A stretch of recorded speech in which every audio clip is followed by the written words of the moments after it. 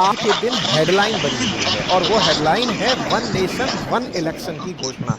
चर्चा क्या है विस्तार से करेंगे, लेकिन उससे पहले happy birthday to you Modi ji. आज इनका जन्म दिवस है और जन्म दिवस 74 वर्ष पूर्ण कर चुके हैं, 75 वर्ष में एंट्री कर चुके हैं। ऐसे समय पर बर्थडे सरप्राइज दिया अमित शाह जी ने। अमित शाह जी ने कहा कि हमारी सरकार 100 दिन पूरे कर चुकी है और 100 दिन पूरे करते ही हमारी प्राथमिकताओं में एक वन नेशन वन इलेक्शन जो है वो इसी टर्म में आएगा। और जब आपने ये वाली बात बोली तो इसके साथ तुरंत कयास लगाए जाने शुरू हुए कि इसी टर्म में आएगा, तो ये टर्म 2029 तक पूरी की जाएगी या फिर पहले ही छोड़ दी जाएगी। ऐसा क्यों? क्योंकि वन नेशन वन इलेक्शन का मतलब है कि केंद्र के चुनावों के साथ यानी लोकसभा चुनावों के साथ विधानसभा के चुनाव और विधानसभा के चुनावों के साथ साथ ही पंचायती राज के चुनाव, तो 3 चुनाव देश में होते हैं और तीनों साइमल्टेनियसली कराए जा सकें, इसके लिए वन नेशन वन इलेक्शन की घोषणा आज के दिन होना ये बहुत बड़ा सवाल खड़ा करती है उन विशेष रूप से विधानसभाओं के लिए जिनके इलेक्शन आने वाले सालों में होने हैं। इनमें से सबसे महत्वपूर्ण हो जाती है उत्तर प्रदेश, जिसका चुनाव 2027 में प्रपोज्ड है। ऐसे में विधानसभा चुनाव 2027 पोस्टपोन होकर के 2029 पहुंचेगा या फिर लोकसभा 2029 का चुनाव वापस 2027 में प्रीपोन हो जाएगा, ये बड़ी खबर बनकर निकल कर आती है। अमित शाह जी का दिया गया ये बयान आज की बड़ी सुर्खियों में से है और उन बड़ी सुर्खियों में होते ही हमारा पुराना वीडियो वापस से इंटरनेट पर उठना शुरू हो जाता है, जिसमें हमने आपसे चर्चा की थी कि 2026 में फिर से लोकसभा चुनाव संभव हैं। ऐसा होने के पीछे हमने कई तर्क गिनाए थे, लेकिन आज के सेशन में हम अपने वीडियो से कनेक्टेड कुछ आपको जानकारी देते हैं। हमने अपने सेशन में आपको 2026 बताया था। आज सोशल मीडिया पर 2027 के लिए जगनन्ना की जो टीम है वाईएसआर कांग्रेस, जो कि आंध्र प्रदेश में इस समय चंद्रबाबू नायडू जी के अपोजिशन में बैठी है, उसके कार्यकर्ता एक दूसरे को मोटिवेशन देना शुरू कर चुके हैं कि भाई अमित शाह जी बोल चुके हैं, सभी लोग तैयार हो जाओ 2027 के लिए कि इलेक्शन होने वाले हैं। 2027 में इलेक्शन होंगे, इसके कयास हमने आप लोगों को 2026 के हिसाब से तो उस दिन बता दिए थे जब चुनाव परिणाम आ रहे थे, लेकिन उसके बाद 2027 की राजनीतिक गलियारों में चर्चा होना शुरू हो चुकी है। और अगर ये सब होता है तो इसका मतलब ये हुआ कि 5 साल मोदी कैबिनेट पूरा करने से पहले ही अपने इलेक्शंस दोबारा घोषित कर सकती है, अथवा जो विधानसभाएं हैं उनके कार्यकाल को सभी को बढ़ाकर जो अगले साल होने वाले चुनाव हैं, चाहे महाराष्ट्र के हों, उससे आगे यूपी के हों, उन सबको एक्सटेंड करके 2029 तक भी ले जा सकती है। तमाम बातें आज के सेशन में हैं, क्योंकि इस जानकारी के साथ अपोजिशन के खेमे में खुशी का माहौल भी हो सकता है, क्योंकि साहब हमें तुरंत अपना हुनर दिखाने का मौका मिलेगा। वहीं सत्ता पक्ष के दिमाग में भी खुशी हो सकती है कि हम जो कमियां पिछली बार रह गई थी उन्हें दूर करते हुए 100 दिन की अपनी सरकार में जो हमने लाखों करोड़ रुपए का काम करवा दिया है, इसकी कारण से हम लोग वोट मांग सकते हैं। खैर, सब तरह की स्माइल्स हो और उन्हीं स्माइल्स में यह चर्चा बड़ी बनती है कि आफ्टर ऑल स्माइल में दांतों का बड़ा महत्व होता है। ऐसा नहीं है जिनके दांत नहीं है वो स्माइल नहीं कर पाते, लेकिन उनकी स्माइल्स बेहतर मानी जाती हैं जिनके दांत होते हैं, और अच्छे दांत वालों की स्माइल को टूथ सी और खूबसूरत बनाता है। इसी खूबसूरती के लिए हमने भी अपने घर पर टूथ सी से अपॉइंटमेंट बुक कराकर डेंटिस्ट को घर बुला लिया था, अपने दांत का पूरा की पूरा अलाइनमेंट सेट करने के लिए। दांतों के अलाइनमेंट सेट करने के लिए घर पर फ्री अपॉइंटमेंट बुक करके टूथ सी की तरफ से चेक करने के लिए ये बंदे आए थे, और इन्होंने बिल्कुल उसी अंदाज में जिस प्रकार से विराट कोहली अपने दांत में लगाए हुए अलाइनर्स दिखा रहे हैं, ये हमारे लिए भी बनाकर ले आए थे। और बनाए हुए अलाइनर्स हमने भी कुछ इस प्रकार से लगाए थे, और ये इनविजिबल अलाइनर्स थे, यानी कि इनको लगाने के बाद में जो पहले लोग अपने दांतों के अंदर तार कसवा लेते थे, उसके स्थान पर ये प्रॉपर तरीके से ब्रेसेस का विकल्प थे और प्रॉपर ऐसे लगाए गए थे कि इनको लगाने के बाद पता ना चले कि ये लगे हुए हैं। इस काम को हमने जब किया था उस समय हमें कुछ इस प्रकार का एक पैकेट मिला था, और उस पैकेट के अंदर एक इनविजिबल अलाइनर्स को यूज करते हुए अब 2 महीने से ऊपर का वक्त हो चुका है। इनका जब जब उपयोग किया जाता है सामने वाले को पता नहीं चलता है कि इनका यूज हो रहा है, और ऐसा करके लगातार बेहतर, एक तो दांत में गंदगी नहीं फंस रही है और दूसरा दांत भी प्रॉपर शेप में आ रहे हैं। जिनको भी लगता है कि उनके दांतों में ब्रेसेस की जरूरत है, दांत टेढ़े मेढ़े हैं, स्माइल में दिक्कत आ रही है, दांत में खाना फंस जा रहा है, वो इस प्रकार के इनविजिबल अलाइनर्स का उपयोग कर सकते हैं। लिंक डिस्क्रिप्शन में है, फ्री टेस्ट करने के लिए आप उनको कॉल कर सकते हैं। एप्लीकेशन भी लिंक में दिया हुआ है, आप जाकर वहां से डाउनलोड कर सकते हैं। तो साथियों, जैसा मैंने आप लोगों को बताया वन नेशन वन इलेक्शन के बारे में कि वो इस मोदी 3.0 में होंगे, यह जानकारी आज अमित शाह जी ने मोदी जी के बर्थडे गिफ्ट के रूप में दी। हालांकि आज बर्थडे गिफ्ट के साथ साथ मोदी जी ने 100 दिन अपने पूरे किए हैं तीसरी बार की सरकार के, तो ऐसे में रिपोर्ट कार्ड भी प्रस्तुत किया जा रहा था और बताया जा रहा था कि किस तरह से 15 लाख करोड़ की योजनाएं इन 100 दिनों के अंदर मोदी 3.0 में शुरू की गई हैं। बड़ा सवाल यह बना कि यह वन नेशन वन इलेक्शन अचानक निकल के आया है या इसकी चर्चाएं पहले से होने लगी थी। देखिए, 15 अगस्त 2024 को भी प्रधानमंत्री ने अपने 78वें इंडिपेंडेंस डे के स्पीच में इसका जिक्र किया था, और यह जिक्र तब और मजबूत हो गया था जब रामनाथ कोविंद जी की अध्यक्षता में बनी कमेटी ने, हाई पावर्ड कमेटी ने अपनी रिपोर्ट मार्च में ही, यानी लोकसभा चुनाव से पहले ही अपनी रिपोर्ट राष्ट्रपति को सौंपी थी। अर्थात यह तो तय है कि वन नेशन वन इलेक्शन को लेकर लगातार सरकारी प्रयास चल रहे हैं। लेकिन इसका इतिहास क्या है, इसका ऑप्शन ट्रेडिंग के लिए मल्टीपल टैब्स स्विच करके परेशान हो गए हो, ट्राई कीजिए एक साथ होने लगे। क्या ये इतना आसान है? आइए अब इसको विस्तार से समझने का प्रयास करते हैं। देखिए, जब देश आजाद हुआ था उस समय हमारी लोकसभा और विधानसभाओं के चुनाव एक साथ ही हुआ करते थे। शुरुआत में कांग्रेस ही मेजर पार्टी हुआ करती थी और केंद्र के अंदर और राज्यों में भी अधिकांश जगह पर उसी का शासन होता था।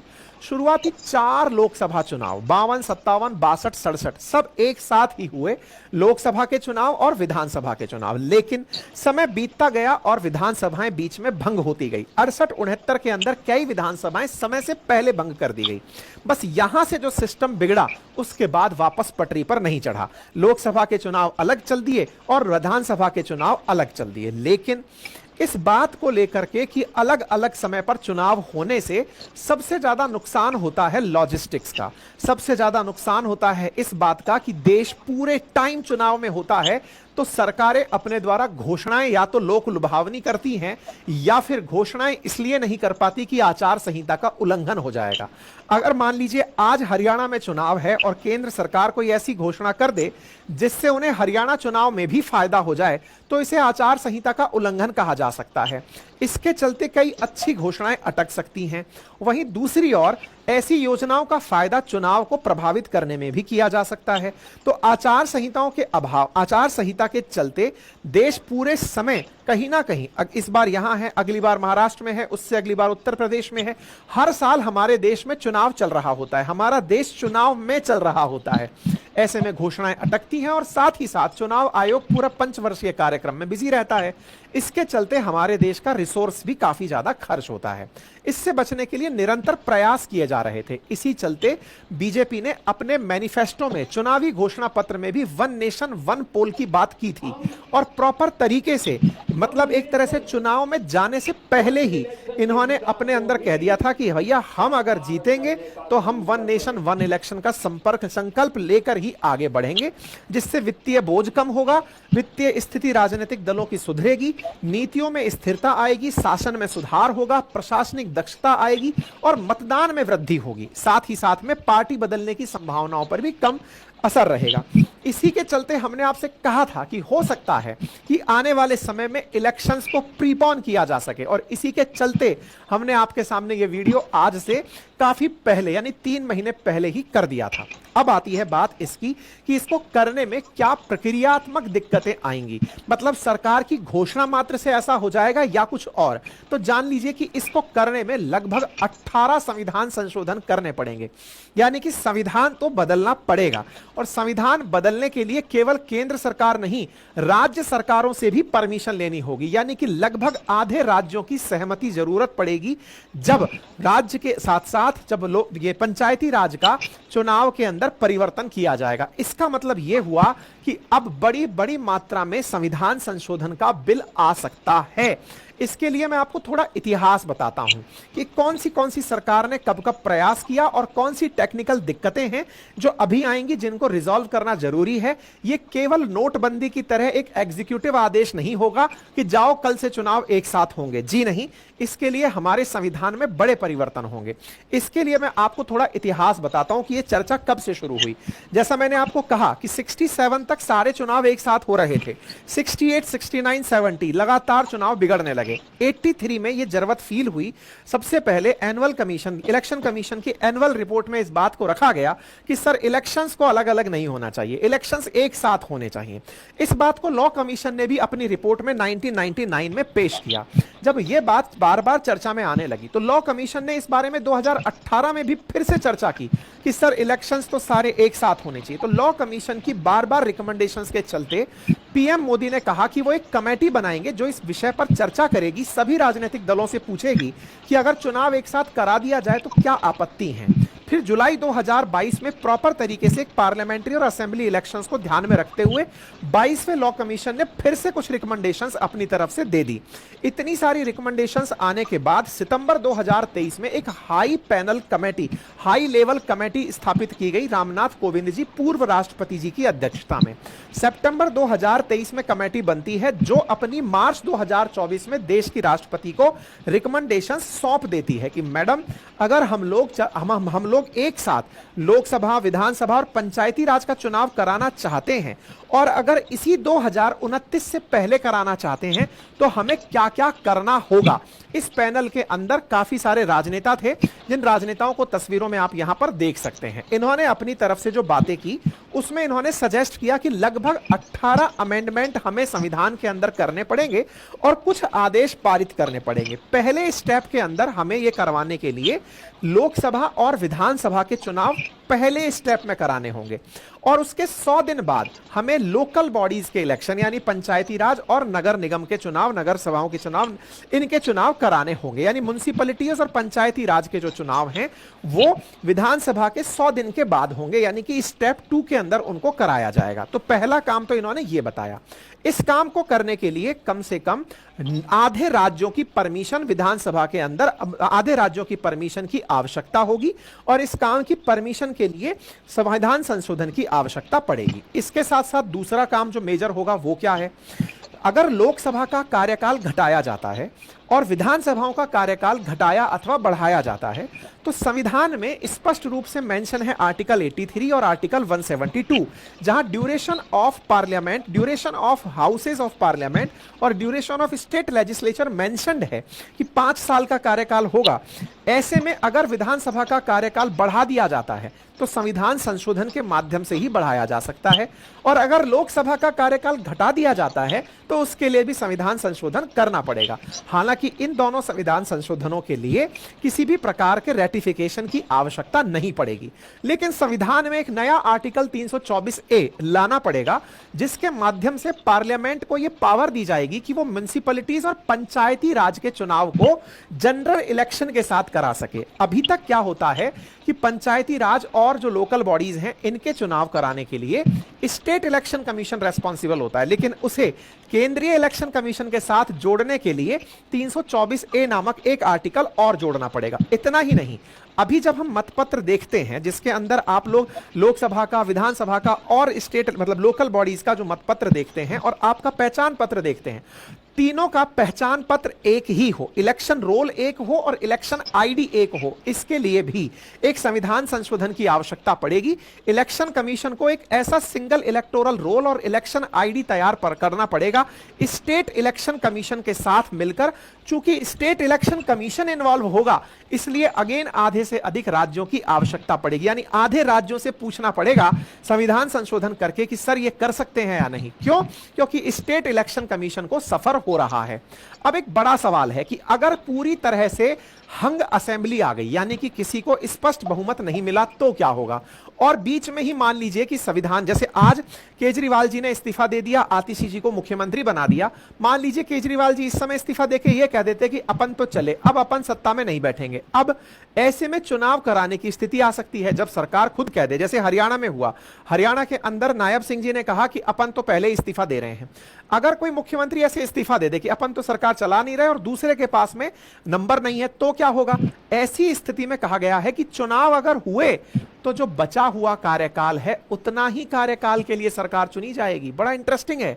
मतलब यह नहीं होगा कि अगर कोई भी व्यक्ति चुनकर आया तो वो अब अगली 5 साल के लिए सरकार चलाएगा, नहीं, एक तिथि निर्धारित कर दी। जैसे अमेरिका के अंदर राष्ट्रपति चुनाव के बारे में एक डेट फिक्स है कि नवंबर इतने को होना है, सेकंड मंगलवार को होना है, तो इस समय पर होगा, ऐसे फिक्स कर दिया जाएगा, इस दिन चुनाव होगा। और बीच में अगर कोई लुढ़क गया तो उसको बचे हुए टाइम के लिए ही इलेक्शन में प्रोसीडिंग देने का मौका मिलेगा, बचा हुआ कार्यकाल फॉलो करेगा। जिस प्रकार बाई इलेक्शंस होते हैं कि अगर कोई सांसद या माननीय विधायक ना रहे धरती पर, तो ऐसे में उनके स्थान पर जब इलेक्शन होते हैं तो वो बचे हुए कार्यकाल के लिए होते हैं, पूरे 5 साल के लिए नहीं होते।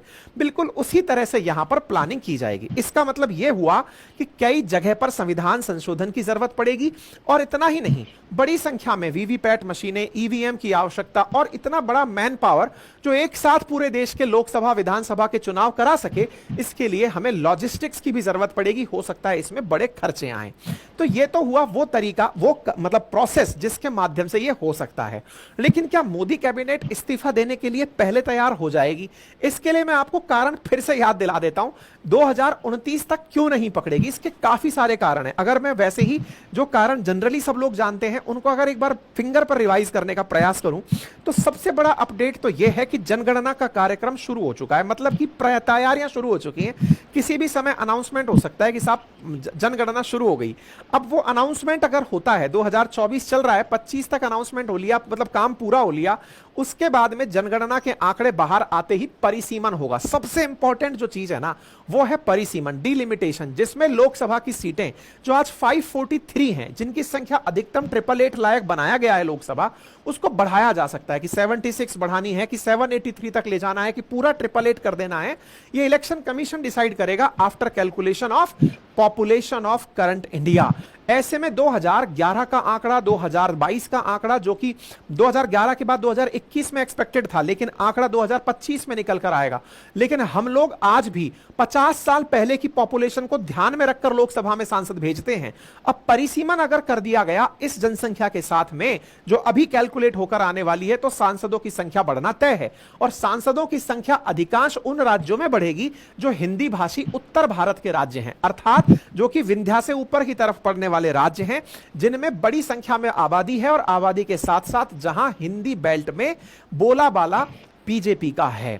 ऐसे में यह कहा जा सकता है कि अगर परिसीमन भी हुआ, सीटों की संख्या बढ़ी, तो इन्हें दाव खेलने में दिक्कत नहीं आएगी, ये चुनाव कराने निकल पड़ेंगे। ऐसे ही बहुत से कारण को हम एक एक करके रिवाइज कर लेते हैं। सबसे पहला कारण, इस बार मोदी सरकार जब चुनाव में उतरी थी तो 400 पार के नारे के साथ उतरी थी। हालांकि 400 पार तक नहीं पहुंच पाए, बीजेपी 240 पर रह गई। हालांकि उसका 240 इटसेल्फ अपोजिशन के कुल नंबरों से ऊपर था, लेकिन फिर भी स्पष्ट बहुमत नहीं ला पाई, जिसके चलते यह माना गया कि इन्हें जिस तरह के फैसले लेने की आदत थी, इन फैसलों से पहले अब ये सोच विचार कर फैसले ले रहे हैं, क्योंकि खुद जब मेजॉरिटी में होते हैं तो फैसले लेने का अंदाज ही कुछ और होता है। जैसे पुराने चुनावों में हुआ था, 2014, 2019 जब चुनाव थे, तब उस समय काफी बोल्ड डिसीजंस बीजेपी ले रही थी। गठबंधन के सहयोगी तो थे, लेकिन उनसे डर नहीं था। लेकिन इस बार गठबंधन के सहयोगियों को साथ लेकर चलने की जरूरत है, और ऐसे में मोदी सरकार के साथ में लगे हुए वर्तमान में नीतीश जी और चंद्रबाबू नायडू जी पर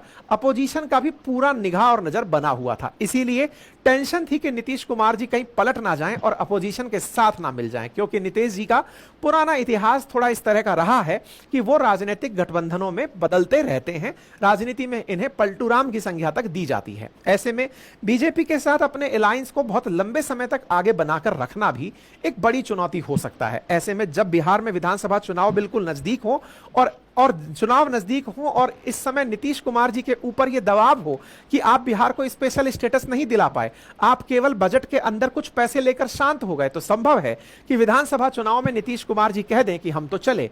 ऐसे में नीतीश कुमार जी अपने इस चुनाव में क्या दांव खेल जाएं, यह चिंता का विषय है। और चिंता के विषय को पहले ही कॉम्प्रोमाइज करने के लिए अगर तैयारी कर ली जाए कि हां भाई चुनाव होगा, हम पहले ही बता दे रहे हैं कि बाई इलेक्शन भी होगा, ऐसे में आने वाला समय बिहार की राजनीति में नए चेहरों पर भी दांव खेलता हुआ देखता है, क्योंकि प्रशांत किशोर जी अब नई एक उम्मीद बनकर के इस समय बिहार चुनाव के अंदर चलते आ रहे हैं। वहीं दूसरी ओर चंद्रबाबू नायडू जी ने भी अपने लिए बड़ा बजट मांगा था, लेकिन इस बार के बजट में उनको स्पेशल स्टेटस की जगह कुछ पैसे देकर के कहा गया कि कुछ पैसे और पद देकर कहा गया कि आप चलाइए, फिर दोबारा इलेक्शन होगा तब की तब देखा जाएगा। तो ये तमाम वो अटकलें हैं जिनके चलते माना जाता है कि इनके सहयोगियों के साथ रहने की संभावनाएं कम हैं, और संभावनाएं कम हैं तो सहयोगियों को भी ये बताते हुए कि भाई देखो 14-19 में जबरदस्त तरीके से आए थे, 24 में अगर हम अटके हैं तो इस बार हम फिर से मेजोरिटी में आएंगे, और इसके लिए गठबंधन के सहयोगियों से पहले ही कहा हुआ है कि हम बाई इलेक्शन करवा ले जाएंगे। एक बड़ा कारण तो यहां पर यह निकल कर आता है। दूसरे बड़े कारणों के अंदर निकल कर आता है कि साहब लगातार हो रहे चुनाव में आने वाले समय में बड़े राज्यों जैसे उत्तर प्रदेश, मणिपुर, उत्तराखंड, गोवा, पंजाब, यहां पर चुनाव होने हैं। रिसेंट डेज में अगर हम चुनावों को देखें तो आप पाएंगे कि आसाम के अंदर चुनाव जो है वो 2026 में प्रस्तावित है, बिहार के अंदर 25 में प्रस्तावित है, ऐसे ही दिल्ली के अंदर 25 में प्रस्तावित है। तो आने वाले समय में 25 और 26 में काफी सारे चुनाव, मणिपुर है, पंजाब है, तमिलनाडु है, ऐसे ही उत्तर प्रदेश है, उत्तराखंड है, वेस्ट बंगाल है, ये काफी सारे चुनाव पाइपलाइन में हैं। और ऐसे में बड़े राज्यों के अंदर अगर हम चर्चा करते हैं तो बड़े राज्यों के अंदर महाराष्ट्र का चुनाव तो मतलब किसी भी समय घोषित हो सकता है। तो महाराष्ट्र का चुनाव, महाराष्ट्र के तुरंत बाद में फिर वेस्ट बंगाल का और उत्तर प्रदेश का, लगातार लाइन से लगे हुए चुनाव हैं जो देश के बड़े राज्य हैं। ऐसे में इन राज्यों के इलेक्शंस को ध्यान में रखते हुए आवश्यकता आ पड़ती है कि इनको किस तरह से अपने पास फिलहाल रखा जाए। क्यों? क्योंकि महाराष्ट्र में फिलहाल एनडीए गठबंधन सरकार है, ऐसे ही उत्तर प्रदेश में भी गठबंधन सरकार है। और उत्तर प्रदेश में इस बार के अयोध्या रिजल्ट्स ने चौंका दिया है, क्योंकि इस बार गठबंधन साथ लेकर के जो चला हुआ इंडिया अलायंस था उसने काफी अच्छे से लोकसभा चुनाव में परफॉर्मेंस किया, और उस परफॉर्मेंस के चलते बीजेपी को बैकफुट पर आना पड़ा।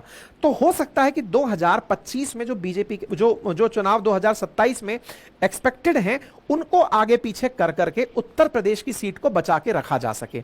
उत्तर प्रदेश के अंदर आने वाले समय में इलेक्शंस किस रुख में होंगे, या उत्तर प्रदेश के साथ साथ ही केंद्र के चुनाव करा दिए जाएं, ये एक बड़ी चर्चा बनती है। तीसरा बड़ा तरीका कारण जो मैं बता रहा हूं वो है डिलिमिटेशन। डिलिमिटेशन क्यों बता रहा हूं? क्योंकि नई लोकसभा बनकर तैयार हो चुकी है, और नई लोकसभा के अंदर इस बात का ध्यान रखा गया है कि आने वाले समय पर सीटों की संख्या बढ़ाकर 2026 में 753 तक पहुंचाई जा सके। नई लोकसभा में जो नई सीटें लगाई गई हैं वो 888 सांसदों को बिठाने के लिए पर्याप्त हैं। ऐसे में अगर जनसंख्या के हिसाब से परिसीमन भी होता है तो 753 नए सांसद बिठाए जा सकते हैं। तो 543 की एवज में अगर 200 नए सांसद ऐड करने पड़े 2026 में, तो इस बार जो नई बनी हुई लोकसभा है वो तैयार है। अब तक पुरानी जनसंख्या के आधार पर लोकसभा सीटें क्यों रखी हुई थी? तो आंसर यह था कि साहब हमारे पास बिठाने की जगह नहीं थी, इसलिए नई लोकसभा बना दी। नई लोकसभा बना दी, उसमें इतनी प्रॉपर जगह है, इसी के चलते जनगणना अब कराई जा रही है। जनगणना होते ही डिलिमिटेशन होता है, डिलिमिटेशन होते ही नई लोकसभा के लिए नई सीटों पर बैठने के लिए सांसद मिल सकते हैं। तो परिसीमन में नए सांसद उन राज्यों में जहां से इनका प्रभुत्व है, ऐसे में संभव है कि चुनाव फेवर में हो और पूरा करके पहले ही करा दिया जाए। यही कारण है कि वुमेन रिजर्वेशन बिल भी लाया गया, जिसमें कि सीटें रिजर्व महिलाओं के लिए करने की बात की गई। 1/3 सीटें महिलाओं के लिए लोकसभा में रिजर्व करने की सरकार ने बात की थी। साथ ही साथ एक और चीज जो मैंने आपको जनगणना के बारे में बताई, जनगणना इस बार कास्ट सेंसस को भी साथ लेकर आ सकती है, क्योंकि अपोजिशन लगातार डिमांड कर रहा है। ऐसे में सत्ता पक्ष को केवल कास्ट का एक कॉलम डालना है, और अगर ऐसा होता है और कास्ट का कॉलम डाल दिया जाता है, जो कि इस समय चर्चा में आना शुरू हो गया है। आप देखें कि government has begun ground work for census and decision to include caste to be made soon. तो यह कल की खबर है, यानी कि सरकार इस दाव को चल सकती है कि अपोजिशन ने जो इतने दिन से पकाया था मामला कि कास्ट सेंसस होना चाहिए, जातीय जनगणना होनी चाहिए, वो पता चले कि इस जनगणना में डाल दी जाए कि लो जी कर दिया। तो देखो, जातीय जनगणना हो गई, जनगणना की वजह से परिसीमन परिवर्तन हो गया, नई सीटों की संख्या बढ़ गई, लोकसभा नई बन चुकी है।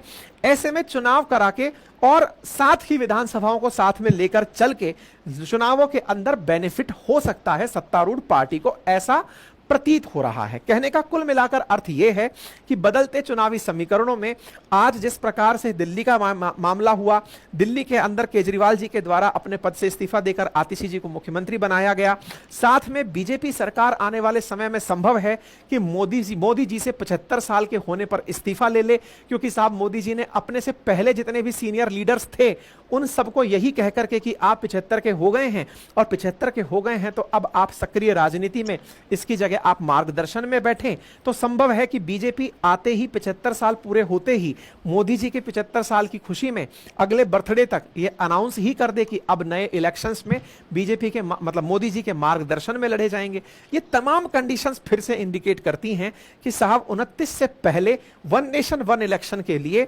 संविधान संशोधन के अंदर कोई ना कोई डेट और कोई ना कोई प्रक्रिया तात्कालिक रूप से अनाउंस होनी है। और ऐसे समय पर यह ज्यादा मायने रखती है जब अमेरिका ने बढ़ती उम्र के चलते बाइडेन को पीछे लिया और कमला हैरिस को आगे किया। आने वाले समय में देखना होगा कि किस प्रकार से राजनीति किस रुख की तरफ जाती है। बाकी आपके अनुसार क्या हो सकता है, आपकी राय कमेंट बॉक्स में जरूर बताएं, क्योंकि वन नेशन वन इलेक्शन की घोषणा तो हो चुकी है। अब इस घोषणा के साथ में आपको तिथि क्या लगती है, डेट क्या लगती है, कमेंट बॉक्स में प्रेडिक्शन करें। जिस कमेंट को सबसे ज्यादा लाइक मिलेंगे उसको मैं पिन कर दूंगा कि हां भाई ये लोगों का प्रेडिक्शन है जो सही दिशा में जा रहा है। आज के लिए इतना ही। और हां, यदि आप में से कोई फिर से अपनी स्माइल को जबरदस्त तरीके से बरकरार रखना चाहता है